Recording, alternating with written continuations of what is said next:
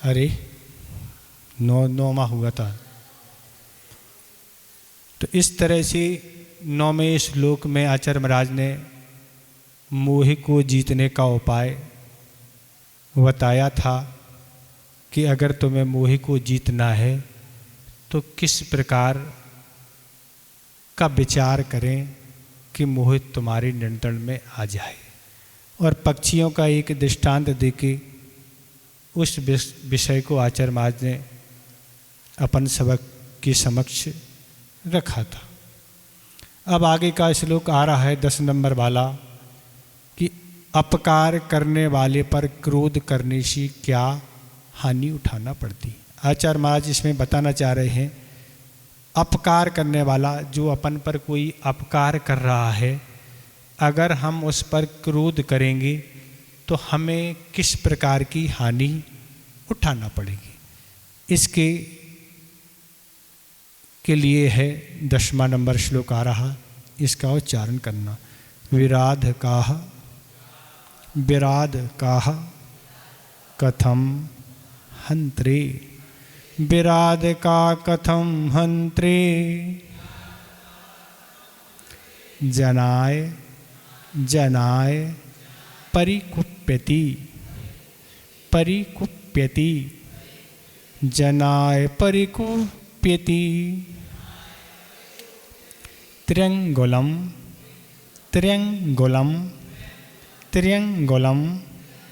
पातयन पद्भ्याम त्र्यंगुलम पातयन पद्भ्याम त्र्यंगुलम पातयन पद्भ्याम स्वयं दंडेन पात्यते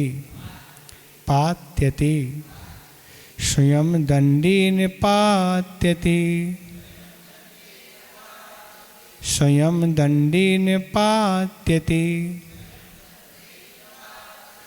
विराध कः कथम हंत्रे, जनाय परिकुप्यति, त्र्यंगुलम पातयन पद्भ्याम स्वयं दंडेन पात्यते।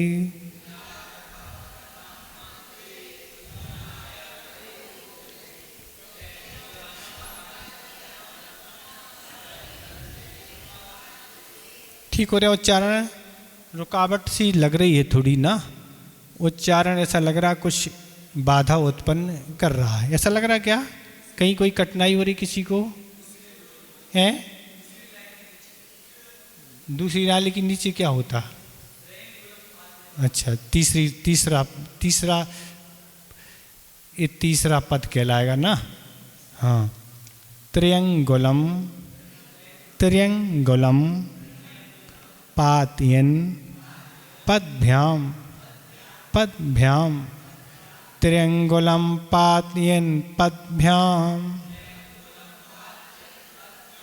त्र्यंगुलम पातयन पद्भ्याम।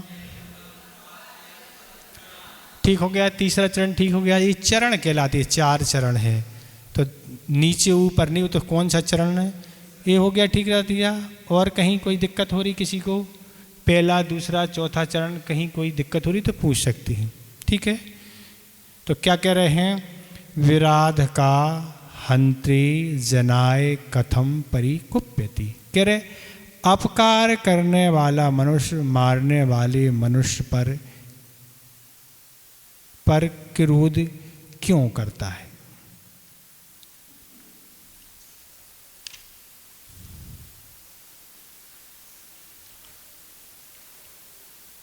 त्र्यंगुलम पद्भ्याम पातयन स्वयं दंडीन पात्यति। 3 आंगले के फावड़े पर पैर रखने से वह डंडा स्वयं को गिराता है। तो इसमें आचार्य महाराज कह रहे हैं अपकार करने वाला मनुष्य मारने वाले मनुष्य पर क्रोध क्यों करता है? क्या कह रहे हैं? अपकार करने वाला। अपकार वाला कौन कहलाया? जिसने पहले दूसरों को कष्ट दिया था, परेशान किया था, क्रोध किया था, अब वह आप पर क्रोध कर रहा है, आपने पहले दूसरे को सताया था, कष्ट दिया था, क्रोधित हुए थे, तो अब वो आप पर क्रोधित हो रहा, आपको सता रहा। तो अब आचरण कर अपकार करने वाले, अपकार करने वाला कौन कहलाया? जिसने पहले किया था। अब वो सामने वाला आपको परेशान कर रहा है क्योंकि कर्म उदय में आपका आ गया। तो क्या हो गया? तो आचार्य महाराज कह रहे हैं अपकार करने वाला मनुष्य उस मारने वाले मनुष्य पर अब क्रोध क्यों करता? अपकार करने वाला व्यक्ति कोई भी हो सकता है। अब वो जिस पर तुमने अपकार किया था, अब वो तुम्हें मार रहा है, परेशान कर रहा है। तो आचार्य महाराज कह रहे अब तुम उस पर क्रोधित क्यों हो रहे हो? क्यों क्रोधित हो रहे हो? क्या करो महाराज, क्या सोचें? तो अभी जिन्होंने सामायिक पाठ 10 लक्षण पर्व में पढ़ा है, उसमें 29-30 नंबर के आसपास एक श्लोक आया था कि अपने किए ही कर्म का फल हमें स्वयं मिलता है, दूसरे के द्वारा कुछ नहीं दिया जाता है। तो वो यहाँ श्लोक आ रहा कि आपने सामने वाले को कष्ट पहुँचा के उस कर्म का बंद किया है, अब भय उदय में आ रहा है। अब इस श्लोक को याद करो। इस तरह भली अपन को वर्तमान में ये आ रही है, देखो कमट बहुत दुष्ट है, पारसनाथ भगवान को कितना कष्ट पहुंचा रहा है। और भी अनेक महापुरुषों की कथानक मिलेंगी। वर्तमान में तो यही लगेगा बहुत परेशान है, पर पारसनाथ ने कभी ना कभी तो कुछ किया होगा ना। ये तो पारसनाथ क्या, सभी की वही स्थिति है। तो ये कहने का अर्थ है कि अब अपकार करने वाले मनुष्य पर मारने वाला मनुष्य क्रोध क्यों करता है? क्रोध नहीं करने, तुमने दूसरों को सताया था, उस कारण से कर्म का बंध हुआ, अब भयोदय में आ गया, शुभ है तुम्हें सता रहा, अब तुम क्यों मत करो। अगर तुम क्रोध करोगे फिर वह तुम्हारा शत्रु बन गया। तुमने पहले किया था, अब वो तुम्हें अभी सता रहा, अब वो आपको सता रहा, आप उसको सता रहे। अब सताने से क्या हो रहा है?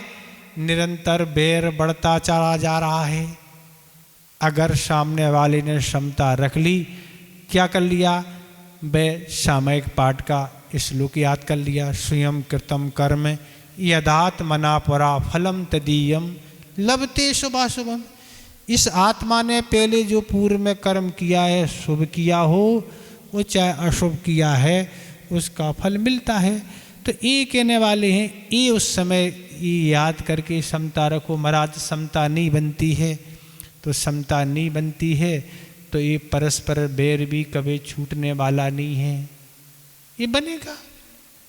मैं चक्रवर्ती, उस रसोईया ने गरम खीर परस दी और इसने उसके मुख पर उछाल दी, क्या मरण करके वह बेहतर हुआ। और उसने वह समुद्र में ले जाके नमोकार बंद पर पैर रखवा दिया, कहाँ नरक जाना पड़ा।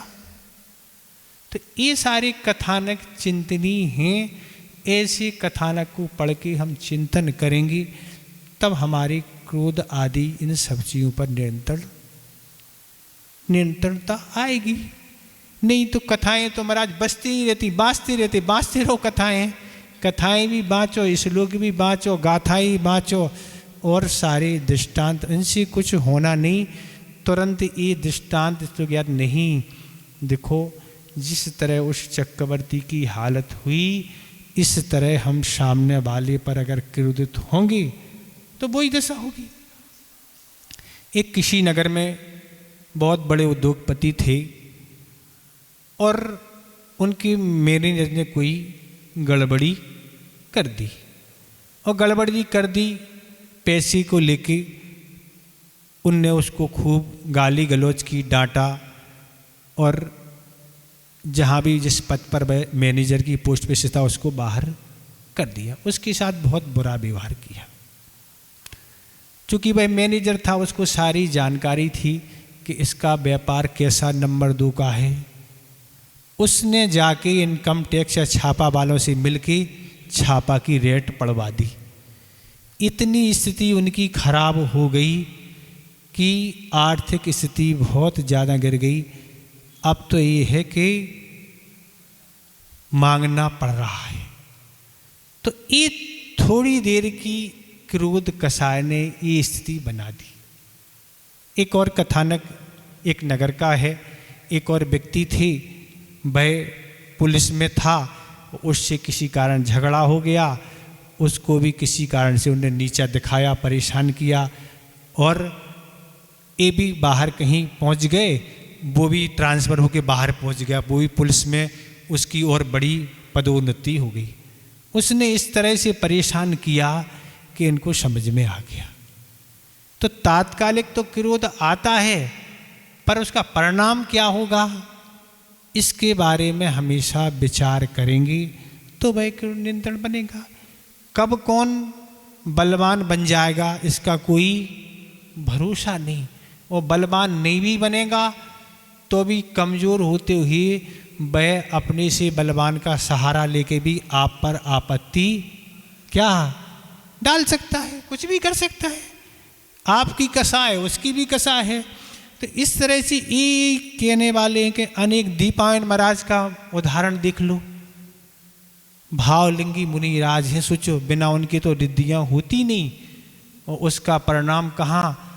2 आचार्यों के 2 मत हैं, एक के अनुसार बेंतर देव बने, एक के अनुसार नरक गए, कहीं भी गए, पर वह 6वां और 7वां गुणस्थान तो छूट ही गया।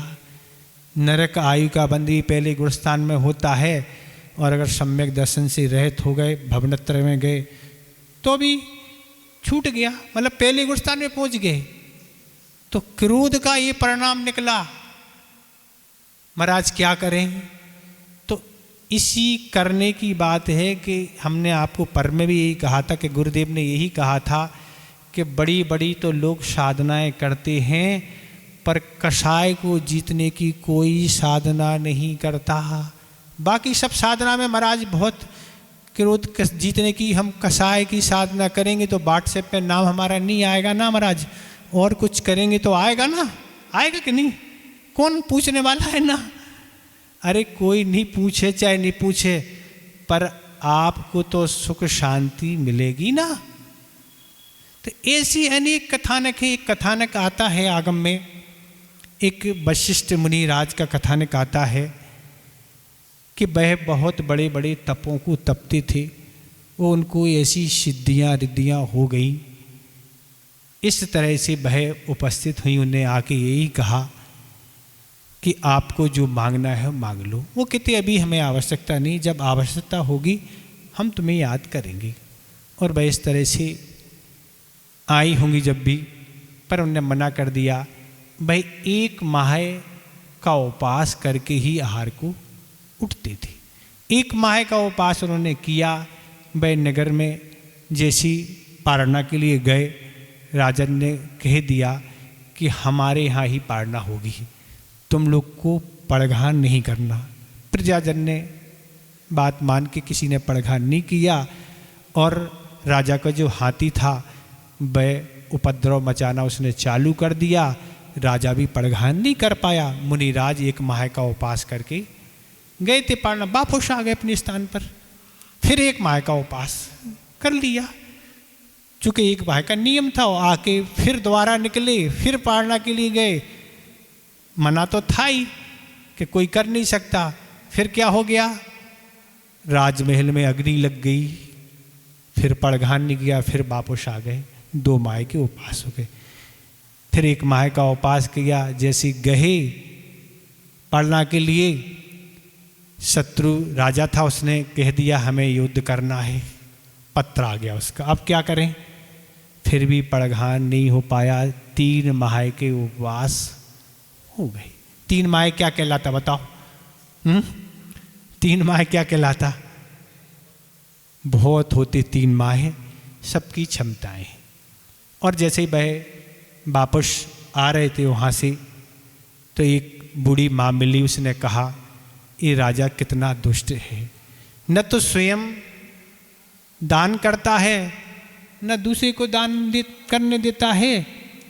ये हालत की, अभी तक कुछ नहीं था, उन्हें नो कर्म नहीं मिला था, कोई बात नहीं सुनी, कोई विकल्प नहीं था, ठीक है जो कुछ होगा होगा, समता थी। पर जैसे ये शब्द उसने, क्रोध की अग्नि भड़क गई और निदान कर लिया, गुणस्थान गिर गया। निदान किसका?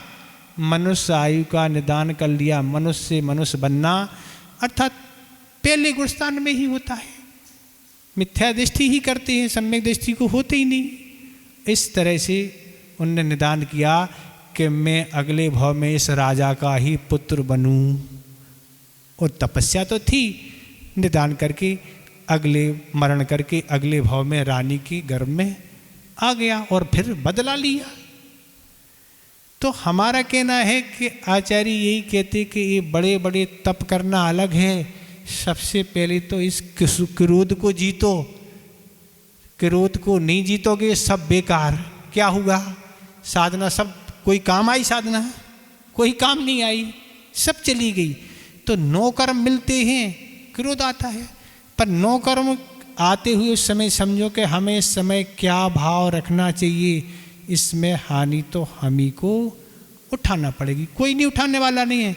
सामने वाले का जो मिटना मिटने दो, सामने वाला क्या होगा वो नहीं चिंता, तुम्हारा क्या होगा ये चिंता करो ना। तो इस तरह के अनेक उदाहरण इसमें दिए गए हैं, इसलिए अनेक को याद आप करो कि सबसे पहले अपकार करना बंद करो। किसी का अपकार अपन नहीं करेंगे तो सामने वाला शत्रु नहीं बनेगा, शत्रु नहीं बनेगा तो हमारी कोई उससे गड़बड़ी नहीं होगी। तो क्रोध करने से क्या फल मिलता है? जब तक ये विचार नहीं समझे तब तक क्रोध करना नहीं छूटेगा।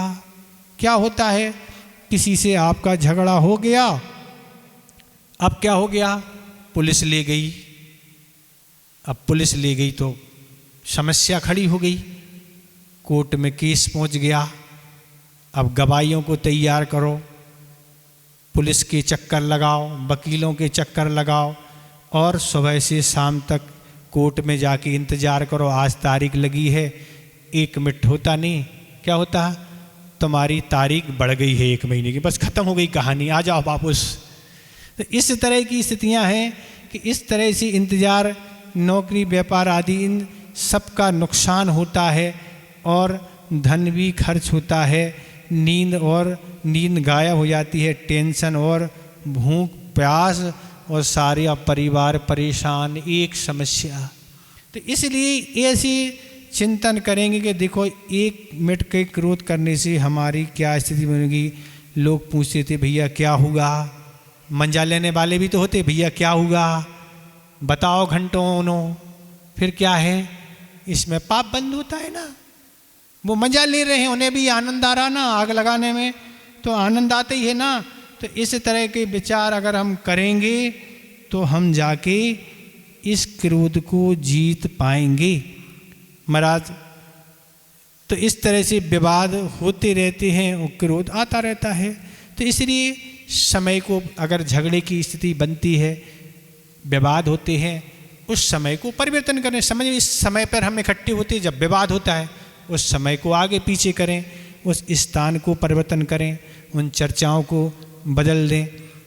अगर समझौते नहीं हो रहे आपसे तो कोई जो मीडिएटर हैं, जो हमारी समस्याओं को निपटा सकते, उनको बीच में रख लें। तो इस तरह की ये आचार्य महाराज उदाहरण इसमें दे रहे हैं कि 3 अंगुल का जो फावड़ा है, उसका जो पंजा रहता है, उस पे अगर पैर आप रखोगे तो डंडा आके टकराएगा। आप पंजे पर पैर नहीं रखेंगे, डंडा काय को लगेगा ना। तो पंजे का अर्थ, आप दूसरे पर अपकार करेंगे तो वो बदले में आपका अपकार करेगा। इसलिए आचार्य महाराज जी यहाँ कहना चाह रहे हैं कि अपकार करना बंद करो। कहने को बहुत महाराज सरल लगता है, पर परिस्थितियाँ जब आती हैं तब क्या होता है, फिर उस समय कुछ क्या है समझ में नहीं आता। तो इस तरह की धारणा पहले से बनाई जाती है और पहले से अपने को नियंत्रण किया जाता है। ऐसे ग्रंथों का स्वाध्याय करने, श्लोकों का इस तरह बार बार ये विचारों से सोचते सोचते ये सब चीज़ नियंत्रण होती चली जाती है।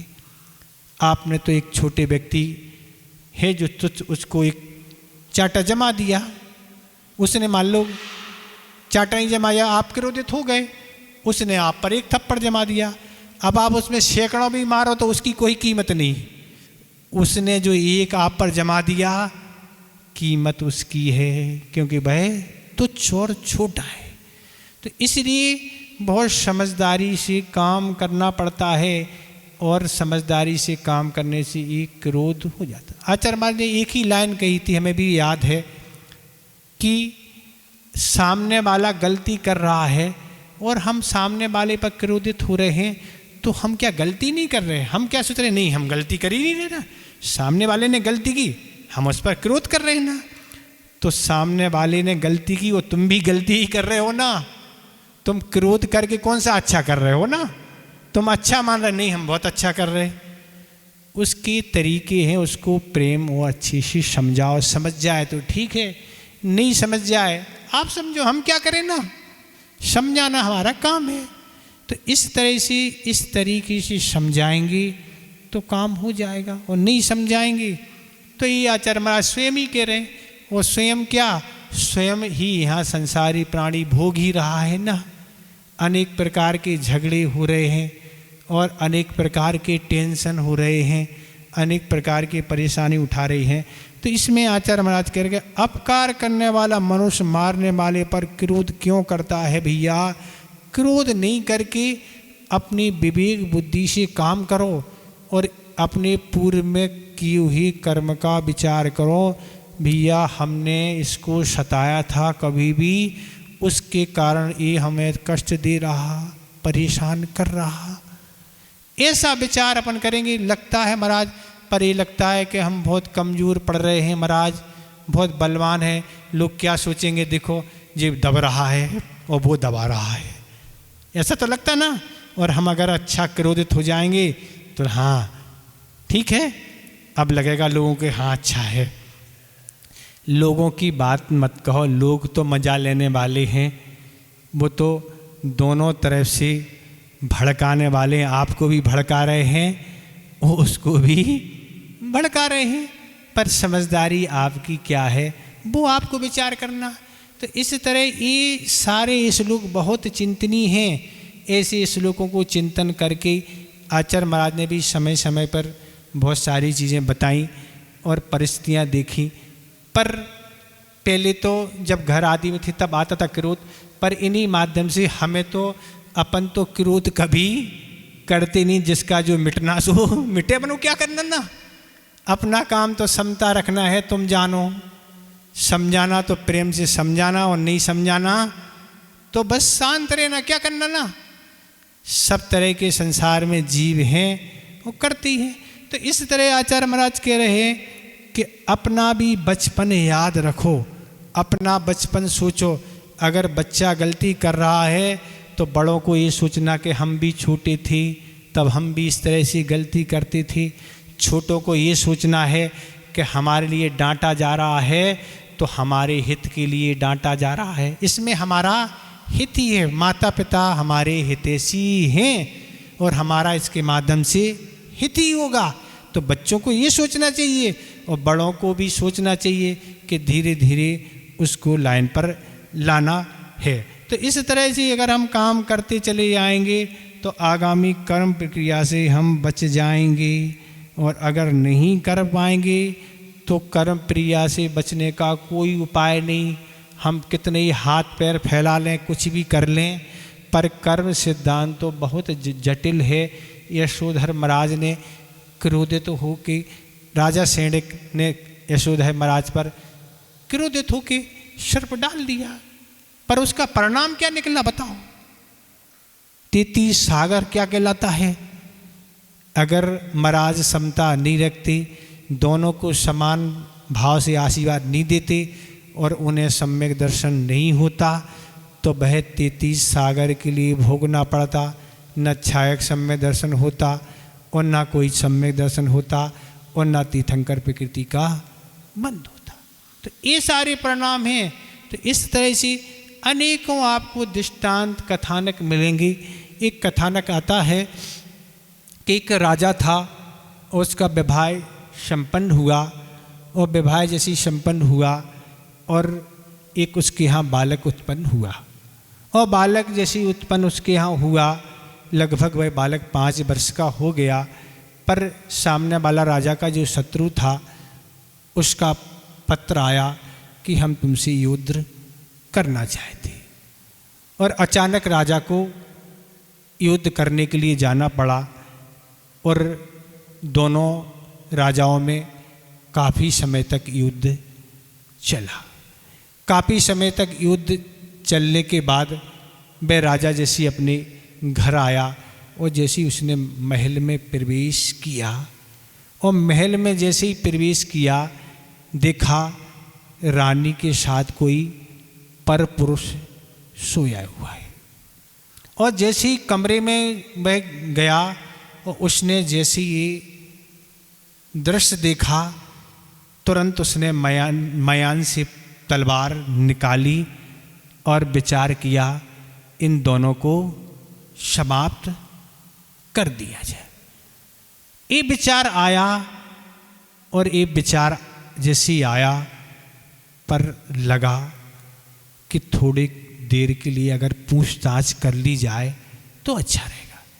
मैं अपने स्थान से पीछे हटा, उसने म्यान में अपनी तलवार डाली और फिर रानी से पूछा ये जो सो रहा पुरुष ये कौन है? तब रानी ने कहा राजन आपका ही पुत्र है। राजन आप जब युद्ध करने गए थे जब वह पुत्र 5 वर्ष का था, आपको युद्ध करते करते 20 वर्ष व्यतीत हो गए, तब इसकी उम्र 25 वर्ष हो गई है। मेरा एक एक क्षण कैसे निकला मैं से पूछो। आप तो वहाँ युद्ध करने चले गए, कैसे मैंने भोजन किया, कैसे मैंने निद्रा ली, इसके साथ ही मैं पूरा दिन रात व्यतीत करता था। हमारा था कौन यहाँ? भोजन करना, सोना, कोई भी बातचीत, कोई भी समस्या, कुछ भी आता था तो बस अपना मन भी बहलाना और बच्चा भी बार बार अपने पिता को याद करता था कि हमारे पिताजी कब आएंगे, तब उसको भी समझाना। ऐसी परिस्थिति को लेके मैंने 20 वर्ष व्यतीत किए हैं। राजा को बहुत पश्चाताप हुआ, मैं कितनी बड़ी गलती करने वाला था। अगर थोड़े समय के लिए मैं धैर्य नहीं रखता तो पत्नी और पुत्र को दोनों को खो बैठता और जो आज हमारा दुनिया में यश फैला था, अच्छाई का सारा यश अपयश के रूप में फैल जाता। तो ऐसी भी घटनाएं दुनिया में हो जाती हैं। क्रोध तो थोड़े की समय के लिए होता है पर परिणाम तो सागरों परंत भोगते रहो। तो इस तरह से और आचार्य महाराज कहते उतावली नहीं करना पड़ती, धैर्य रखना पड़ता है। तब क्या होता है? तब काम होता है। उतावली करने से आचार्य जी कहते काम बनते नहीं, काम बिगड़ जाते हैं। और धैर्य रखने से सामने वाला समय पर संभल जाता है और समय पर क्षमा मांग लेता है। इस तरह उस राजा ने रानी से क्षमा मांगी, पुत्र से क्षमा मांगी, अपने की हुई अपराध को जो करने वाला था बहुत पश्चाताप किया। तो इस तरह से इसमें कितना विषय है, हम बाप क्या करें, इतना विषय है, बताते रहो आप। उत्तम क्षमा के दिन भी सुनते रहे, क्षमा वाणी के दिन भी सुनते रहे, और कितना सुनाते रहें। तो सुनाना ज़्यादा नहीं है, अपन को आचार्यों की वाणी को सुन के चिंतन का विषय बनाना है। और जब भी क्रोध आए तो ऐसे आचार्य पूज्यपाद महाराज का यही श्लोक का भाव अपने स्मृति पटल पर आ जाए तो संभलने का पूरा चांस है। नहीं आए तो पछताने से कुछ नहीं, कर्म बन गया और दुश्मन बन के तैयार हो गया। रिश्ते तो रिश्ते हैं, पर रिश्ते तो रिश्ते ही रहते हैं, पर दुश्मनी में बदल जाते हैं। कोई भी किसी को माफ़ करने वाला दुनिया में नहीं होता है। माफ़ करने वाले तो बहुत कम व्यक्ति होते हैं जो माफ़ कर देते हैं, पर जो दुश्मनी करने वाले होते हैं वह इस संसार में बहुत हैं, जो उस वक्त की बात को माफ़ नहीं करते हैं, उस समय का इंतज़ार करते हैं, उस समय का इंतज़ार करके वह बदला लेने के लिए तैयार रहते हैं। तो इस तरह ये श्लोक यही सार में ही कह रहा है कि सबसे पहले अपकार, किसी पर अपन को अपकार नहीं करना, जहाँ तक बने उपकार ही करना है। सामने वाला हम पर अपकार कर रहा है तो उसको सहन करो, ये याद करो हमारा कर्म है, इसलिए सामने वाला कर रहा है। और इस तरह से उपकार करते चले जाओ तो क्रोध का कोई अवसर नहीं आएगा, और क्रोध का अवसर नहीं आएगा तो क्या है, बैरी उत्पन्न नहीं होगा। 4 प्रकार का क्रोध है, अनंतानमंदी, अप्रत्याख्यान, प्रत्याख्यान और संजलन। पर आचार्य महाराज कहते वह संजलन क्रोध भी कब अनंतानमंदी क्रोध में आ जाएगा पता नहीं, गुणस्थान कब बदल जाता पता नहीं। इनका क्या, ये दीपान मुनिराज का ऐसे ही तो हुआ, संजलनगत क्रोध था, अनंतानमंदी में आ गया। उनका वशिष्ठ मुनिराज का भी यही हुआ, संजलन था, अनंतानमंदी में आ गया। तो जब मुनियों में इस तरह की गिरावट संभव है तो आप तो गृहस्थ है ना, तो कर्म तो आएंगे उदय में, नौकर मिलेंगे, पर नौकरों से बचेंगे, स्थानों से बचेंगे, ऐसी व्यर्थ की चर्चाओं से बचेंगे तो काम हो जाएगा, और व्यर्थ की चर्चाओं से नहीं बचेंगे तो फिर हो जाएगा। इसलिए यही बात कह रहे हैं, ऐसे उदाहरणों को, पारसनाथ भगवान की समता को याद रखो, यशोधर महाराज की समता को याद रखो, और दीपान मुनिराज और चक्रवर्ती के क्रोध को याद रखो, वशिष्ठ मुनिराज की क्रोध को याद रखो। इनसे और भी संसार में अनेक प्राणी जो दुख उठा रहे हैं, तरह तरह की क्या है घटनाएं घट रही हैं, उनको याद रखो। आपके पास तो सब है ना महाराज, पेपर भी है और मोबाइल भी है, इंटरनेट है, और एक से एक समाचार देने वाले। हमें तो कुछ पता ही नहीं ना, हम तो किसी से कुछ पूछते नहीं कि कहाँ क्या हो रहा संसार में। कभी कोई सुन लिया तो सुन लिया, न सुनने का कोई काम ही नहीं, क्या सुनना। आचार्य महाराजों ने ग्रंथों में इतनी सारा कुछ लिख दिया है कि अब क्या सुनना ना, उनने सब कुछ लिखा है और सब कुछ बताया है, और गुरुदेव ने भी समय समय पर ये सारी चीज़ें बताते रहे। बहुत आचार्य महाराज का उपकार है कि आचार्य महाराज समय समय पर हम लोगों को खूब दृष्टांत देते रहे, घटनाएं सुनाते रहे, हमेशा सावधान करते रहे, नहीं अपन को ऐसा नहीं करना चाहिए। हमेशा आचार्य महाराज समता की ही बात करते थे, कभी नहीं उन्हें ही कहा भैया समता रखो, और कुछ नहीं, कोई बात नहीं समता रखो। ये हमेशा उनकी ये बहुत बड़ी विशेषता रहती है। वो कहते कर्म आया है चला जाएगा, समता रखो, बस कुछ नहीं किया है सो भोगना पड़ेगा। तो इस तरह यह हो गया। इसमें आपको कुछ पूछना हो, वैसे तो ऊपर से जा रहा महाराज, बहुत टफ पेपर लग रहा ना महाराज, इसको जीतना महाराज बहुत कठिन है। लोग क्या कहेंगे, देखो ये दब्बू हैं, क्या कहते दब गए, और सामने वाला देखो टूट रहा है, अभी टूट रहा है, लेकिन कर्म उदय में आएगा जब क्या होगा। खीर तो उछाल दी, पर क्या हुआ, रसोईया ने क्या, जब क्या होगा। तो ये परिणाम सारी कथा को पढ़ के विचार करो कि कौन कहाँ घाटे में हो गया, कहाँ किसको दुख उठाना पड़ा। तो ये कथाएं तो ऐसे ही ना, क्या करें, हम तो इतने ही जानते, ज़्यादा तो हमें आता नहीं ना। आप लोग होशियार, आप लोग जैसे होशियार तो है नहीं ना हम, हैं बड़े बड़े ग्रंथ तो हमने पढ़े नहीं ना, हमें कुछ आता है, हम तो भैया छोटे छोटे ही पढ़ते हैं क्योंकि अपनी बुद्धि ज़्यादा तेज नहीं है। ठीक है, क्या पूछना आप बताओ? कुछ नहीं आया हो समझ तो बता दें, समय तो आपका हो ही रहा, संस्मरण सुना देंगे और क्षमापन हो जाएगा। ठीक है, अभी तो रेस्ट चल रहा है महाराज, हरे थक गए हैं महाराज, पर्व मनाए हैं खूब महाराज, लोगों ने खूब उपवास किए, खूब मेहनत की है, कोई जागा है, कार्यक्रमों में गए हैं, रात 2-12 बज गए हैं ना, और भी सुबह से उठना पड़ा, तो सारी मेहनत थक गए हैं, धीरे धीरे थकान निकलेगी ना, ऐसे ही होगा ना, और क्या निकल जाएगी ना। कुछ लोग बाहर जा रहे हैं यात्रा पे ना, पता है हमें यात्रा पे जाना है ना, कौन सी यात्रा पे जाना पता नहीं ना। ठीक है, हो गया पूरा, इसमें कुछ पूछना तो आप पूछ लें, बाकी हमें जितने बना सबने बता दिया। विजय तो इसी से होगी और जो भी हमारी शत्रुता दूर होगी इसी उपाय से होगी, और कोई उपाय नहीं है।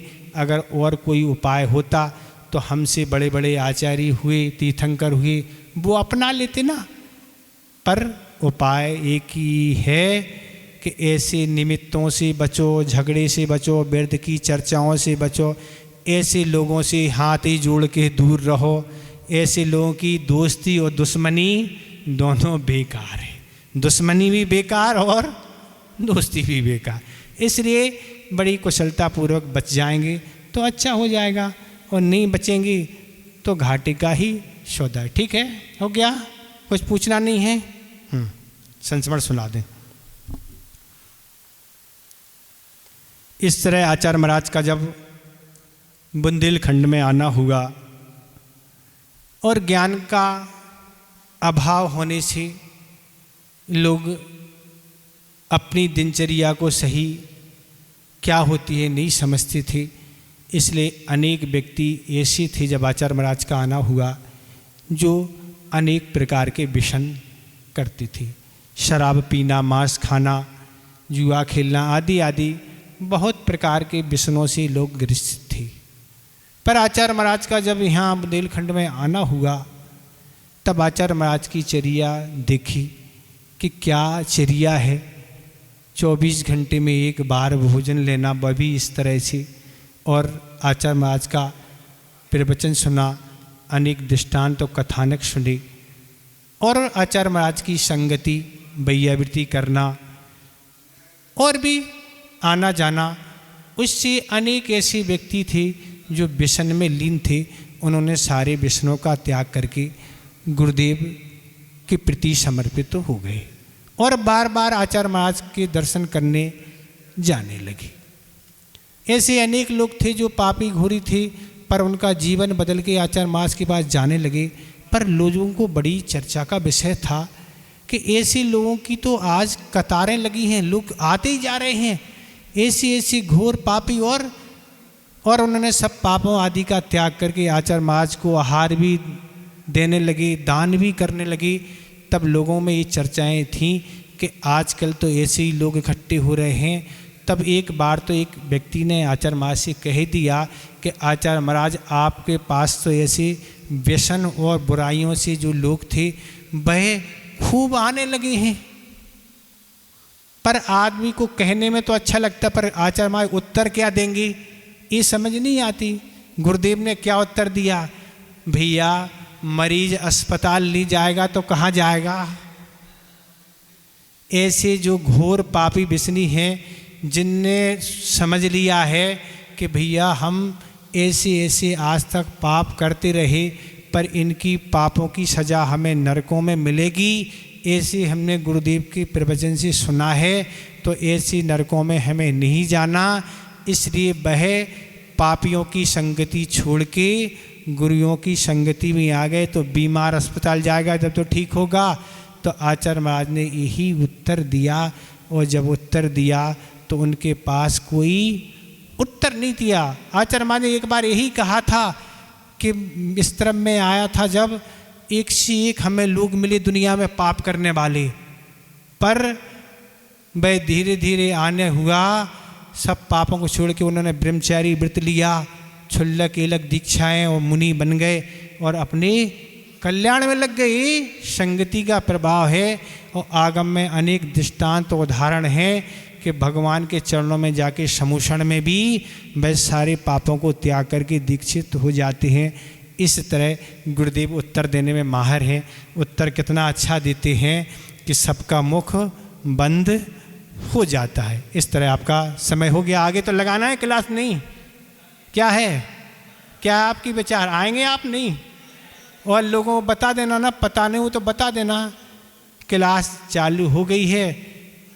अगर आपको कोई कष्ट ना हो तो आप पधार सकते हैं, कष्ट है तो फिर कोई बात नहीं है। बुद्धि समाधि परिणाम सिद्धि स्वात्मूर्ति लब्धि शिव शोक सिद्धि चिंता मणिम चिंतित वस्तुदाने तुम बंद मानस में मस्त।